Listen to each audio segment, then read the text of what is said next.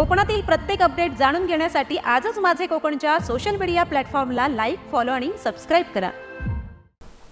नमस्कार, मी प्रणाली भोसले. माझे कोकणच्या प्राईम टाइम बुलेटिनमध्ये आपल्या सर्वांचं मनपूर्वक स्वागत करते.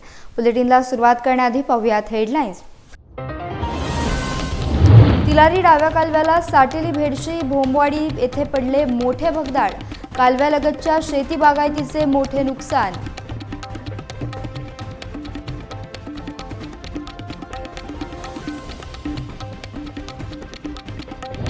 दिघी सरपंच उपसरपंच यांचा अजब कारभार. चक्क रात्री 12ला उघडली ग्रामपंचायत. दिघी कोळी समाज पंच कमिटीकडून चौकशीची मागणी.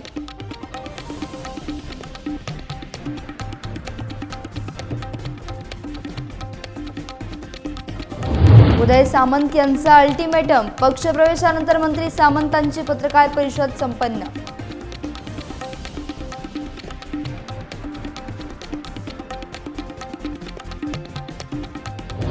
आणि कोकण मराठी साहित्य परिषदेच्या वतीनं खेड तालुकास्तरीय काव्यवाचन स्पर्धा संपन्न. उपजिल्हाधिकारी तथा मराठी भाषा समिती सचिव शुभांगी साठे यांची उपस्थिती.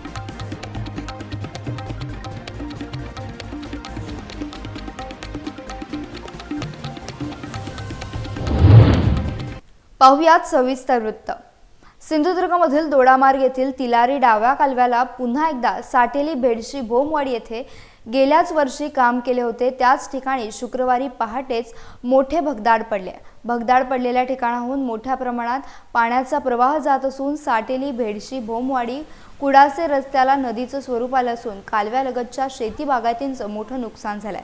6 महिन्यापूर्वीच या कालव्याचं काम करण्यात आलं आणि त्याच ठिकाणी पुन्हा एकदा मोठं भगदाड पडलंय. रस्त्यावर पाणीच पाणी झालं होतं.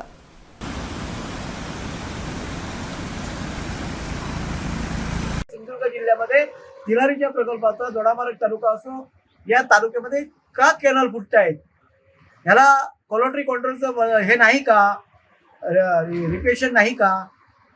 कोलोट्री कंट्रोल ही एक शाखा आहे किंवा एक जे ऑफिस आहे त्याने परवानगी दिल्याशिवाय त्यांचं बिल अदा करता येत नाही. मग हे सगळं सर्वेक्षण आदरणीय पंतप्रधान नरेंद्र मोदींनी करावं.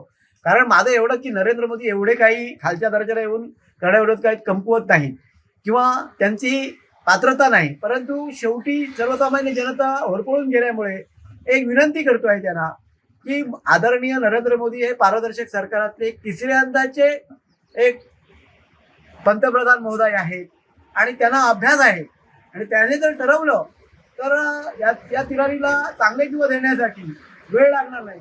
मुळात अशा प्रकारचे कॅनॉल ज्यावेळी फुटत असतात त्यावेळी इथलं तिलारी शिक्षकाम एक कार्यालय म्हणजे हेड ऑफ डिव्हिजन हे इथलं बंद करून तराट्याला हलवलेलं आहे. सकाळी मी 6:45 वाजता ज्यावेळी माझ्या मुलीला कॉलेजला सोडायला गेलो त्यावेळी पाण्याने अगदी अशा वेळी जर एखादी प्रॅक्टिकल सुरू आहे, 12वीच्या परीक्षा जवळ आलेल्या आहे, अशा वेळी एखाद्या मुलीचा जर आत्मघात झाला तर याला जबाबदार कोण? एकही अधिकारी फोन घेत नव्हता. काही अधिकाऱ्यांचे फोन स्विच ऑफ येत होते.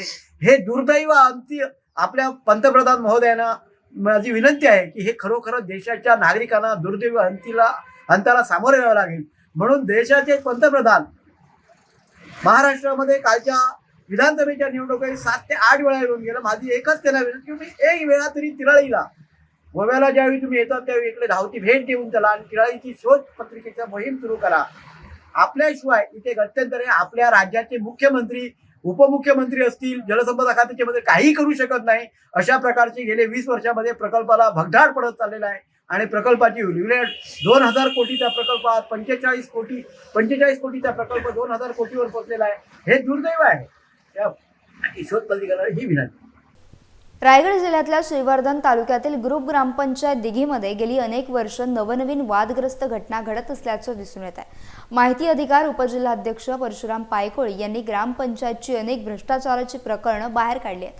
तसेच अनेक गैरप्रकार होऊ नयेत यासाठी ग्रामपंचायतला CCTV लावण्याची मागणी सुद्धा लेखी पत्राद्वारे केली आहे. ग्रामपंचायत हद्दीतील गट नंबर 310 याचं प्रकरण तर मानवी हक्क आयोग यांच्याकडे सुरू आहे. तसेच या प्रकरणात हे न्यायप्रविष्ट असताना या संबंधित व्यक्तींचा भ्रष्टाचाराचे प्रकरण देखील उघडकीस आल्यानं कोळी समाज पंच कमिटी ग्रामपंचायतवर लक्ष ठेवून असते. अशाच प्रकारे लक्ष ठेवून असताना दिनांक 21 जानेवारी 25 रोजी रात्री 11:30 वाजण्याच्या सुमारास ग्रामपंचायत सरपंच, उपसरपंच, शिपाई तसेच 310 गटामधील अतिक्रमणधारक ग्रामपंचायतमध्ये उपस्थित असल्याचं पाहायला मिळालं। याबाबत ग्रामपंचायत ग्रामसेवक अनंतकुमार सूळ यांना संपर्क केला असता कोणती कल्पना नसल्याचं कोळी समाज पंच कमिटीला सांगण्यात आलं। एवढ्या रात्री ग्रामपंचायत कार्यालय उघडण्याचं नेमकं कारण काय? याचं कारण गुलदस्त्यात आहे। ठराव आणि बदलण्यात तर आलेले नाहीत ना? कार्यालय दप्तराची अफरातफर तर करण्यात आलेली नाही ना? उपस्थितांमध्ये 310 गटातील अतिक्रमणधारक सुद्धा असल्यानं संशय बळावला असून अनेक प्रश्न निर्माण होतात। रात्री 11:30 वाजण्याच्या नंतर कार्यालय कोणत्या कारणासाठी खोलण्यात आलं होतं? या प्रकरणाची वरिष्ठ कार्यालयाकडून सखोल चौकशी होऊन गुन्हा दाखल करण्याची मागणी कोळी समाज पंच कमिटी तसेच नागरिकांनी केली आहे।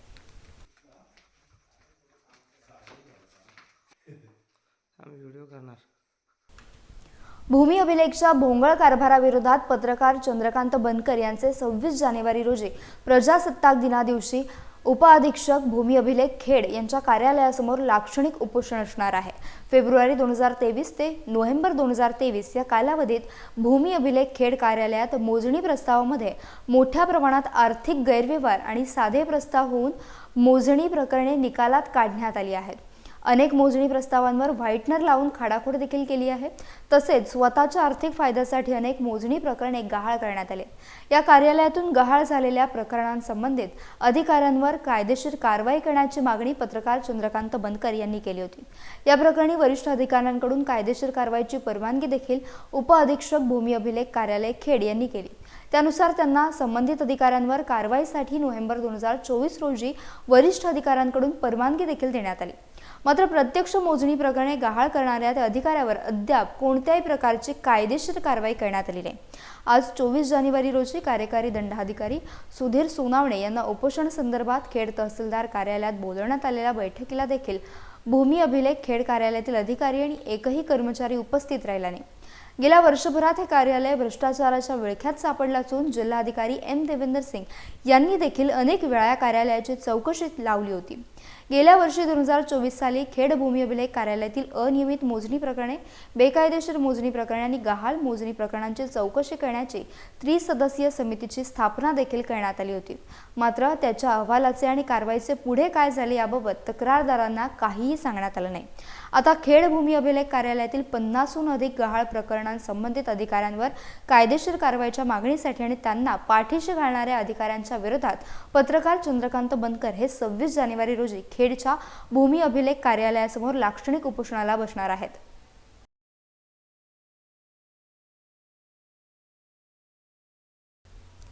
अतिशय प्रतिष्ठेच्या मानल्या गेलेल्या सिंधुदुर्गमधील कुडाळच्या नगरपंचायत निवडणुकीत अखेर भारतीय जनता पक्षाने महाविकास आघाडीवर बाजी मारली। महाविकास आघाडीकडे 9 सदस्यांचे संख्याबळ असताना सुद्धा महाविकास आघाडीचा एक नगरसेवक फुटल्यानं भारतीय जनता पक्षाला नगराध्यक्षपदाचा मान मिळालाय। भारतीय जनता पक्षाच्या प्राजक्ता बांदेकर यांना 9 मतं तर महाविकास आघाडीच्या सई काळप यांना 8 मतं मिळाली असून संख्याबळ नसतानाही भाजपने इथं विजय मिळवलाय। तर विजयानंतर भारतीय जनता पक्षाने जल्लोष करत आनंद व्यक्त केला। सिंधुदुर्गात आगामी काळात जिल्हा परिषद नगरपालिकेच्या निवडणुका होणार आहेत। त्या निवडणुकांसाठी कुडाळची नगराध्यक्ष पदाची निवडणूक नांदी ठरणार आहे। पुढच्या सर्व निवडणुकात महायुतींच्या माध्यमातून आम्ही विजय मिळवू असा प्रकारचा विश्वास आमदार निलेश राणे यांनी व्यक्त केला। तर प्राजक्ता बांदेकर यांनी विजयानंतर पत्रकार परिषद घेत माध्यमांशी संवाद साधला।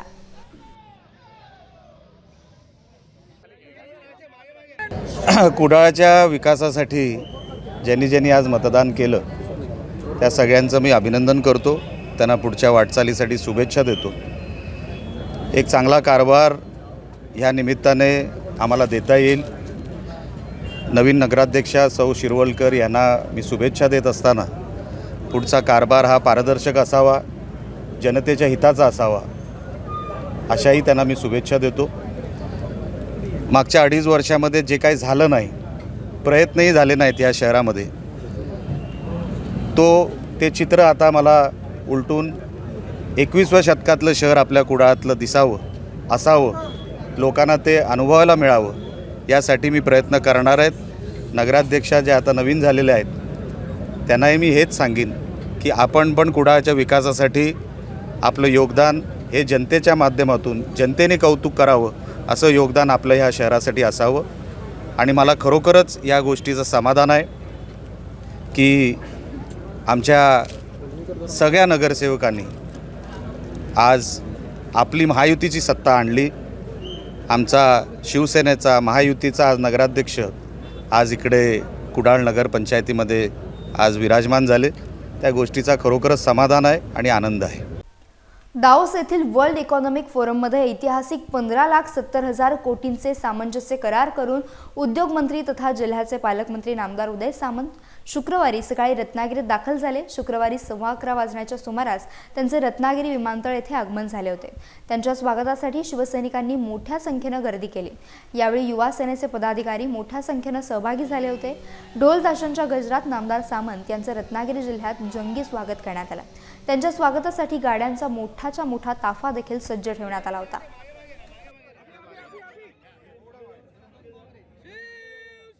खूप आनंद झालेला आहे. आपले 3 वर्षानंतर निलेजी राणे साहेब, आपले कुडाळ मालवणचे आमदार निलेजी राणे साहेबांच्या याच्यामुळे आपल्याला इथे विजय मिळवता आलेला आहे. त्यामुळे खूपच आनंद आपल्याला इकडे झालेला आहे. कुडाळ शहरातील विकास कामं मार्गी लागतील काय, कसं काय वाटतं? नक्कीच कुडाळच्या शहरातील बरीचशी रखडलेली विकास कामं आहेत. त्यामध्ये ड्रेनेजचा प्रॉब्लेम आहे, त्याच्यानंतर रस्ते आहेत, अशी बरीचशी कामं आहेत ज्याच्यामुळे जी आता आपल्याला यापुढे मार्गी लावायची आहेत. या मतदारसंघाचे आमदार निलेजी राणे यांच्या नेतृत्वाखाली तुम्ही कसं काम करणार, काय सांगू शकाल या संदर्भात? निलेजी राणे साहेबांच्या नेतृत्वाखालीच यापुढे इथे काम होणार आहे. त्यांच्या आदेशानुसारच नगरपंचायतचं काम यापुढे चालेल. तुम्हाला विजय हा कसा मिळाला, नेमकं विजयाचं गणित तुम्ही कसं काय मांडता, काय सांगा? विजयाचं गणित म्हणजे एक उबाटा सेनेचे जे नगरसेवक होते त्यांनी आमदार निलेजी राणे साहेब यांच्या कार्यपद्धतीवर विश्वास ठेवून आपल्याला साथ द्यायचा निर्णय घेतला आणि त्यांनी आपल्याला साथ दिलेली आहे. दाओस दौरा गुंतवणुकीपेक्षा उद्धव ठाकरे गट फोडण्याच्या चर्चेनं अधिक गाजला. उद्धव सेनेने उदय सामंत हे शिंदे गटात बंडाळी करणार असल्याचा दावा केला होता. त्यामुळे एकच खळबळ उडाली होती. तर उद्धव सेनेलाच भगदाड पाडणार असल्याचा शड्डू उदय सामंत यांनी ठोकला. परदेशातून परत येताच त्यांनी उद्धव ठाकरे गटाला अल्टिमेटम दिला. रत्नागिरीत मोठा पक्षप्रवेश झाल्यानंतर उदय सामंत यांनी पत्रकार परिषद घेतली. पाहूयात. मला आनंद आहे की या पक्षप्रवेश सोहळ्याला माझ्यासोबत पूर्वी काम करणारे सगळे पदाधिकारी, जिल्हा प्रमुख असतील, तालुका प्रमुख, आउट ऑफ स्टेशन आहेत, पण शहर प्रमुख असतील, महिला आघाडीच्या जिल्हा प्रमुख असतील, दोन्ही महिला आघाडीच्या प्रमुख असतील, सगळे नगरसेवक असतील, माजी जिल्हा परिषद अध्यक्ष असतील, सगळे याला उपस्थित आहेत आणि आमच्या सगळ्यांमध्येच उत्साहाचं वातावरण आहे. मला असं वाटतं की या पक्षप्रवेशाची दखल अख्ख्या महाराष्ट्रानं घेतलेली आहे. कारण काल जे मी मुंबईमध्ये सांगितलं होतं की उबाठा रत्नागिरी जिल्ह्यातली 90 ते 95% ही एकनाथ शिंदे साहेबांचं नेतृत्व स्वीकारेल, त्याचा पहिला भाग आज पूर्ण झालेला आहे. बंड्या शेठ आणि त्यांचे सर्व सहकारी हे शिवसेनेमध्ये सामील झालेले आहेत. त्यांनी जो विश्वास दाखवलेला आहे तो विश्वास आम्ही कायम ठेवू. त्या विश्वासाला तडा जाऊ देणार नाही. कारण बंड्या शेठ साळवेंचे आणि माझे संबंध जे आहेत हे फक्त राजकारणापुरते मर्यादित नाहीत. अतिशय चांगल्या पद्धतीचं काम त्यांच्याच नेतृत्वाखाली हे 2.5 वर्ष जर सोडलं त्या तालुक्यामध्ये आम्ही केलेलं होतं. त्याच्यामुळे तोच त्यांचा मान सन्मान पुन्हा एकदा पक्षामध्ये देखील केला जाईल. महेंद्र जापडेकर असतील, अभय खेडेकर असतील, त्यांच्याशी चर्चा करून त्यांना जी संधी पक्षामध्ये पदाधिकारी म्हणून काम करण्याला आवश्यक आहे असं त्यांना वाटते ती पदं त्यांना सगळे मिळून आम्ही त्यांना देऊ. त्याच्यामध्ये कुठेही कटुता येणार नाही आणि येत्या काही कालावधीतच म्हणजे 1-2 दिवसामध्ये एकनाथ शिंदे साहेबांच्या सह्यांची पदाधिकाऱ्यांची पत्र ही त्यांच्यापर्यंत पोहोचतील. आणि सगळ्यात महत्त्वाची बाब अशी आहे की जे सगळे लोक आलेली आहेत ही फक्त विकासावर विश्वास ठेवून आलेली आहेत. स्वतःची कुठची महत्वाकांक्षा, मला हे बनायचंय, मला ते बनायचंय असं न करता माझ्यावर विश्वास ठेवून, शिंदे साहेबांवर विश्वास ठेवून त्यांनी जो निर्णय घेतलेला आहे त्याच्यामध्ये राजापूर मतदारसंघाचे आमदार किरण भैयांचं देखील योगदान आहे. आमच्या सगळ्या पदाधिकाऱ्यांनी याच्यासाठी मेहनत घेतलेली आहे आणि पूर्वीचे पदाधिकारी आणि नव्यानं होणारे पदाधिकारी हे एकरूप होऊन काम करतील. प्रत्येक पक्ष मजबूत कसा होतो हे पाहतो मतदारसंघात जात असल्याचे संकेत राजन साळवींनी दिलेत. राजन साळवी ठाकरेंना सोडणार असल्याच्या चर्चांवर साळवींनी प्रतिक्रिया दिली. पाहूया. पक्षप्रवेशाच्या बातम्या वेगवेगळ्या आपल्या माध्यमातून जनतेपर्यंत पोहोचत आहेत. प्रत्येक पक्ष आपण मजबूत कसा होईल या दृष्टीने त्यांचे प्रयत्न आहे आणि म्हणून मी सुद्धा माझा मतदारसंघ कसा मजबूत होईल या दृष्टीने मी आता राजापूर लांजाडे निघालेला आहे. माझ्या आपल्या सर्वांना खूप खूप शुभेच्छा. जायला परवानगी द्या अशी नम्रपणे विनंती करतो. काल तुम्ही गेलात ना, त्याच्याबद्दल पण बोललं जाते मुंबईत. अपना सहकारी बँकेच्या संचालकपदी महाराष्ट्र यादव चॅरिटी ट्रस्टचे महाराष्ट्राचे अध्यक्ष तथा माजी जिल्हा परिषद सदस्य अजय बिरवटकर यांचे JCI खेडकडून अभिनंदन आणि स्वागत करण्यात आले. निवड झाल्याबद्दल तसेच पुढील वाटचालीसाठी शुभेच्छा देण्यात आल्या. अजय बिरवटकर यांचे JCI खेड करीत असलेल्या सामाजिक कार्यासाठी नेहमीच सहकार्य असते, त्याबद्दल त्यांचे आभार देखील व्यक्त करण्यात आले. याप्रसंगी अध्यक्ष JC Amar Dalvi, secretary JC Kapil Kolekar, JC festival 2025 कार्यक्रम प्रमुख JC प्रमोद कांबळे, माजी अध्यक्ष आनंद कोळेकर, JC दीपक नलावडे, उपाध्यक्ष JC मधुर पेटे, JC हेमंत चिखले उपस्थित होते. छत्रपती शिवाजी महाराज पार्क आणि आझाद मैदान हे राज्याच्या दृष्टिकोनातून मुंबईतील अत्यंत महत्त्वाची अशी ठिकाणं आहेत. या दोन्ही ठिकाणांना अनन्यसाधारण असं महत्त्व आहे. तसेच राज्यातील आणखीन एक महत्त्वाचं स्थान पनवेल उरणसाठी उल्वे नोडमध्ये व्हावं यासाठी या ठिकाणी शिवाजी पार्कच्या धर्तीवर मैदान आणि शिवसृष्टी उभारणार असल्याची ग्वाही माजी खासदार रामशेठ ठाकूर यांनी उल्वे नोड येथे नमो चषक 2025च्या भव्य क्रीडा महोत्सवाच्या उद्घाटन सोहळ्याप्रसंगी दिली आहे. पंतप्रधान नरेंद्र मोदी यांच्या नावानं भारतीय जनता युवा मोर्चा पनवेल आणि उरणच्या वतीनं दिनांक 23 ते 25 जानेवारीपर्यंत ह्या क्रिकेट स्पर्धा होणार आहेत. यावेळी पनवेल विधानसभा मतदारसंघाचे आमदार प्रशांत ठाकूर, उरण विधानसभा मतदारसंघाचे आमदार महेश बालदी, कोकण पदवीधर मतदारसंघाचे आमदार निरंजन डावखरे, भाजपचे उत्तर रायगड जिल्हाध्यक्ष विनाश कोळी, भाजपचे जिल्हा उपाध्यक्ष जयंत पगडे, उरण तालुका अध्यक्ष रवी भोईर, शहर अध्यक्ष कौशिक शहा आदींसह पदाधिकारी कार्यकर्ते मोठ्या संख्येने उपस्थित होते.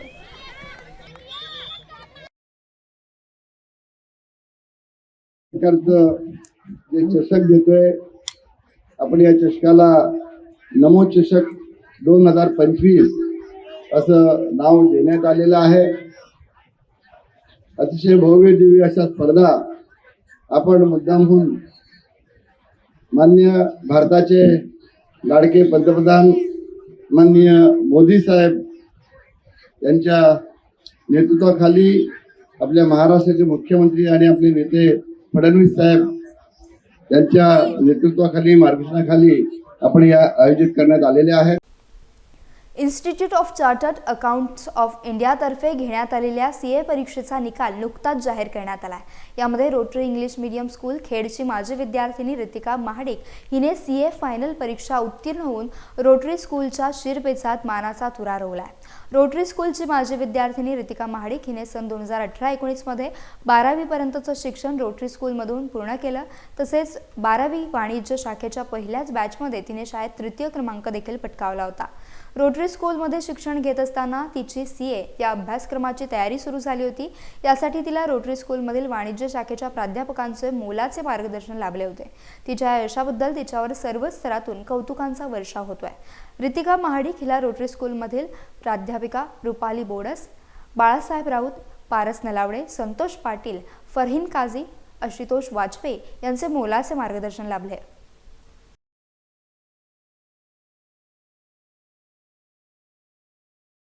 कोकण मराठी साहित्य परिषद शाखा खेड आणि कोकण मराठी साहित्य परिषद युवा शक्ती रत्नागिरी जिल्हा यांच्या संयुक्त विद्यमाने मराठी भाषा संवर्धन पंधरवड्यानिमित्त ज्ञानदीप विद्यालय भडगाव येथे तालुकास्तरीय काव्यवाचन स्पर्धेचे आयोजन करण्यात आले होते.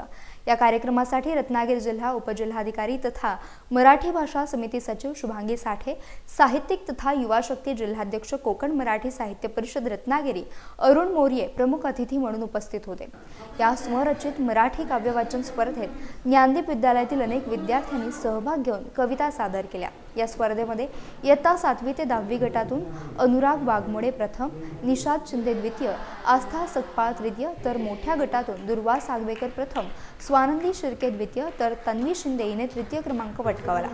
उपजिल्हाधिकारी शुभांगी साठे आणि साहित्यिक अरुण मोरिये यांनी विद्यार्थ्यांना त्यांनी लिहिलेल्या आणि सादर केलेल्या कवितांचे कौतुक केले व मराठी भाषा जतन संवर्धन करण्यासाठी सर्व विद्यार्थ्यांना यथोचित मार्गदर्शन केले. या कार्यक्रमाला महाविद्यालयाचे मुख्याध्यापक मगदूम सर, शाळेच्या मुख्याध्यापिका, सर्व शिक्षक वर्ग तसेच युवा शक्ती प्रमुख किशोर धुत्रे, जिल्हा उपाध्यक्ष गोविंद राठोड, कोकण मराठी साहित्य परिषद शाखा खेडचे अध्यक्ष राजन दांडेकर, जलाल राजपूरकर, संस्था प्रमुख कांबळे सर यांसह शाळेचे सर्व विद्यार्थी उपस्थित होते. पण आपण मराठी भाषेच्या संवर्धनाकरता काम करतोय. आपण 8 वर्षामध्ये जास्तीत जास्त मराठी बोलणं गरजेचं आहे. मराठीचा आग्रह करणं गरजेचं आहे. मराठीतच आपण व्यक्त होणं गरजेचं आहे. हे जर आपण मराठीच्या भवितव्यासाठी जे सगळं जर करतोय तर आपण जबाबदारीने मराठीचा जास्तीत जास्त वापर करणं गरजेचं आहे. आपला जो व्यवहार कोश आहे, ही कायदेशीर भाषा आहे, त्याच्यामध्ये ही क्लिष्ट मराठी आहे. कारण आपण सामान्य स्तरावरती काम करतो तर क्लिष्ट मराठी की सोपा मराठी शब्दांमध्ये काय करता येते का, याच्यावरती आपण काम करणं गरजेचं आहे. कारण परिशिष्ट म्हटलं की आम्हाला कळत नाही. परिशिष्ट हा शब्द पटकन सामान्य लोकांना नाही कळत, तर त्याला पर्यायी वेगळे शब्द काही देता येतो का, असे अनेक मराठीमध्ये शब्द सांगता येतील जे मराठीमध्ये सोप्या पद्धतीने लोकांपर्यंत पोहोचवण्याची गरज आहे. त्याच्यासाठी आपण प्रयत्न करणं गरजेचं आहे. आपण 8 वर्षातून बोलतोय, प्रमाण भाषेमध्ये जास्तीत जास्त किती बोलतोय, शुद्ध मराठीमध्ये किती बोलतोय हे गरजेचं आहे. आपण अनेक गाणी ऐकतो, मराठीतले अनेक गाणी आपण ऐकतो, त्या गाण्यांमधले जे शब्द आहेत ते शब्द आपण समजून घेणं गरजेचं आहे. आजचा हा जो कार्यक्रम आहे तो खूप चांगल्या पद्धतीने चालू आहे. आपल्याला वाटले नव्हते तेवढ्या कविता आज बऱ्याच जणांनी सादर केलेल्या आहेत. त्याच्यामुळे मराठी मुळा हा जो कार्यक्रम चालू आहे तो असाच चांगल्या पद्धतीने चालू राहू द्या. एक आपल्या ज्ञातिक परिवारासाठी एक असं म्हणावं लागेल की कोकण मराठी साहित्य परिषद शाखा खेड आणि युवा मंच रत्नागिरी यांच्यातर्फे हा जो कार्यक्रम इथं संपन्न करण्यात आला, त्या एक संधी आम्हाला इथं प्राप्त करून दिली आणि त्या संधीचा फायदा तुम्हालाही घेता आला. याच्याबद्दल ज्ञातिक शिक्षण प्रसारक मंडळ आणि ज्ञातिक परिवार आपल्या सर्वांचा मनपूर्वक आभारी आहे. धन्यवाद. आज आपण काव्य वाचन स्पर्धा घेतली. मला काही कामांची मला वेळ झाला, परंतु मी ज्या काही गोष्टी करत आहेत त्या अतिशय सुंदर अशा होत्या. ज्या पहिला दुसरा तिसरा क्रमांकावर होते लागतात. खरं तर मला असं वाटतंय की पूर्ण कार्यक्रम मला ऐकायला मिळायला भेटत होता. जे सरांनी सांगितलं त्यामध्ये आपण सर्वजणांनी खूप चांगल्या पद्धतीनं या स्पर्धेला प्रबंध दिले आणि अतिशय चांगल्या प्रकारच्या या स्पर्धा झाल्या. आपण अजूनही अशा प्रकारची स्पर्धा घ्याव्या असं मी त्यांना सूचित करते. आपला मराठी संवर्धन पंधरवडा थोडक्यात तुम्हाला कल्पना आली असेल तर महाराष्ट्रात आपण सगळे महाराष्ट्रात राहतो, परंतु काय होतं की आपल्याला बऱ्याच वर्ष आपण मधून इंग्लिशमध्ये बोलत असतो. काही शब्द तर असे इंग्लिशमध्ये की त्यांना मराठी शब्दच आपल्याला माहित नसतो. तर मराठी भाषा दिवसेंदिवस जे बोलण्याचे प्रमाण हे कमी व्हायला लागले, तर त्यासाठी महाराष्ट्र शासनाने विशेषतः प्रयत्न सुरू केलेले आहेत आणि त्यानुसार 2021 मध्ये आपल्या जिल्ह्यामध्ये पूर्ण राज्यामध्येच या जिल्हास्तरावर समित्या स्थापन झालेल्या आहेत आणि त्यामध्ये आपल्या जिल्ह्याची जिल्हा मराठी भाषा समिती आहे. त्याचे अध्यक्ष जिल्हाधिकारी महोदय आहेत आणि सदस्य सचिव म्हणून काम करते. त्याचबरोबर आपल्या जिल्ह्याचे SP साहेब, जिल्हा परिषद CO साहेब हे आणि शिक्षण अधिकारी प्राथमिक आणि माध्यमिक हे या समितीचे सदस्य आहेत. त्याचबरोबर अशासकीय सदस्य म्हणून मालवणचे गजानन पाटील साहेब आहेत, त्याचबरोबर चिपळूणचे प्रकाश देशपांडे साहेब आहेत आणि नमिता खिंडाळे आणि गोगटे कॉलेजचे गोपाळे सर असे शासकीय सदस्य आहेत. तर या समितीमार्फत आपल्या 3 महिन्याला या समितीच्या बैठक असतात. आपण जास्तीत जास्त मराठी कसे व्यवहारामध्ये वापरू यासाठी प्रयत्न करतात. आपल्या सर्वांना सांगण्यात अशा होते की मी जेव्हापासून ही समिती फॉर्म झाली तेव्हापासून आपण 22, 23, 24 या 3 वर्षांमध्ये आणि आता हा 25चा पहिलाच महिना आहे. तर आपण जिल्हा मराठी भाषा समितीमार्फत महाराष्ट्राच्या निर्देशानुसार मराठी भाषा संवर्धन पंधरवडा साजरा करतो, जो 14 जानेवारीला 28 जानेवारी साजरा केला जातो. त्याचबरोबर 27 फेब्रुवारीला मराठी भाषा गौरव दिन साजरा केला जातो, जो कवी कुसुमाग्रज यांचा जन्मदिन आहे. त्याचबरोबर 15 ऑक्टोबरला माजी राष्ट्रपती डॉक्टर APJ अब्दुल कलाम यांच्या जयंतीनिमित्त वाचन प्रेरणा दिन साजरा केला जातो. तर या सर्व कार्यक्रमामध्ये आपण जिल्ह्यातल्या सर्व शाळांमध्ये शिक्षणाधिकाऱ्यांमार्फत निबंध स्पर्धा, कथाकथन स्पर्धा, त्यानंतर समूह गायन स्पर्धा या 3 वर्षी घेत आहोत आणि या वर्षी सुद्धा आपण या स्पर्धा करत आहोत. आता या 4-5 दिवसामध्ये प्रत्येक तालुक्यामधील मुलांच्या 2-2 तालुके एकत्र करून आपण या स्पर्धा आयोजित केलेल्या आहेत. आज सुद्धा रत्नागिरी तालुक्यामध्ये नांदेडमध्ये सगळीकडे या स्पर्धा सुरू आहेत. तर ह्या स्पर्धा घेण्याचा मुख्य उद्देश म्हणजे काय की मराठीचा व्यवहारामध्ये वापर होणं जास्त प्रमाणात वाटलं पाहिजे. त्यासाठी आपण सर्वांनी शासन प्रयत्न करत आहेत. आता आपल्याला सांगायला अतिशय आनंद होतो की आपल्या जिल्ह्याचे जे आदरणीय पालकमंत्री आहेत उदय सामंत सर, तर यांच्याकडेच मराठी भाषा एक झालेली आहे. त्यामुळे आपल्या सर्वांना उचित जबाबदारी वाटलेली आहे की जास्तीत जास्त आपण मराठी भाषेचा वापर, मराठी भाषा प्रसार करण्यासाठी जास्तीत जास्त कार्यक्रम घेणे आणि आपण स्वतः सुद्धा ते मराठी भाषाच वापरायची असं त्याचा आम्ही काढलेली आहे. आणि बऱ्याचशा विद्यार्थ्यांनी या ठिकाणी उत्तम कामगिरी या ठिकाणी सादर केली. तर एका चांगल्या या कार्यक्रमासाठी आज आपला वेळात वेळ काढून या जिल्ह्याच्या उपजिल्हाधिकारी सामान्य प्रशासन ऍडमिनिस्ट्रेशन यांच्याकडे या जिल्ह्यात आहे. तसेच मराठी राजभाषा समितीच्या त्या रत्नागिरी सचिव आहेत त्या शुभांगी साठे मॅडम या ठिकाणी आल्या. आजच्या या कार्यक्रमाची शोभा वाढवली त्याबद्दल कोकण मराठी साहित्य परिषद शाखा खेडवडी युवा मंच रत्नागिरी जिल्हा यांच्या वतीने मी त्यांचे या ठिकाणी आभार मानतो. त्याचबरोबर युवा शक्ती अध्यक्ष अरुण मोहलिया सर या ठिकाणी आले, त्यांचेही मी कोकण मराठी साहित्य परिषद शाखा खेडच्या वतीने या ठिकाणी आभार मानतो. ही जागा उपलब्ध करून दिल्याबद्दल ज्ञानदेव शिक्षण प्रसारक मंडळ ते सर्व विश्वस्त सर्व आणि आम्हाला सहकार्य दिल्याबद्दल जो शिक्षक व इतर शिक्षकांचा जो वर्ग या ठिकाणी उपस्थित आहे त्या सर्वांनाही खेड शाखेच्या वतीने या ठिकाणी आभार मानतो. आपण पाहूयात या कार्यक्रमातील काही निवडक कविता. माझ्या कवितेचे शीर्षक आहे तिरंगा माझा प्राण.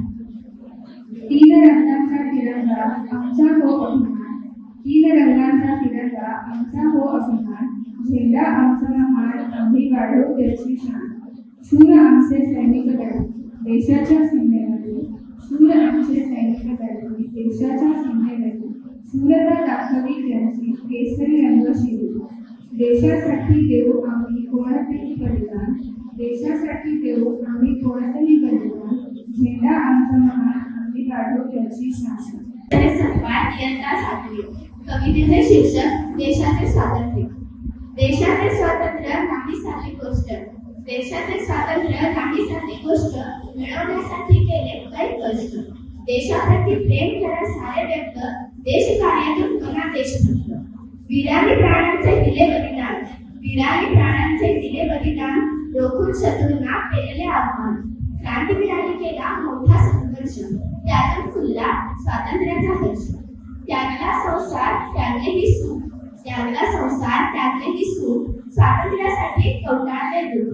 केला प्रतिकार झेलला निकाल. केले प्राणांवर न मानता हार. त्या बलिदानाची ठेवूया रे जाण.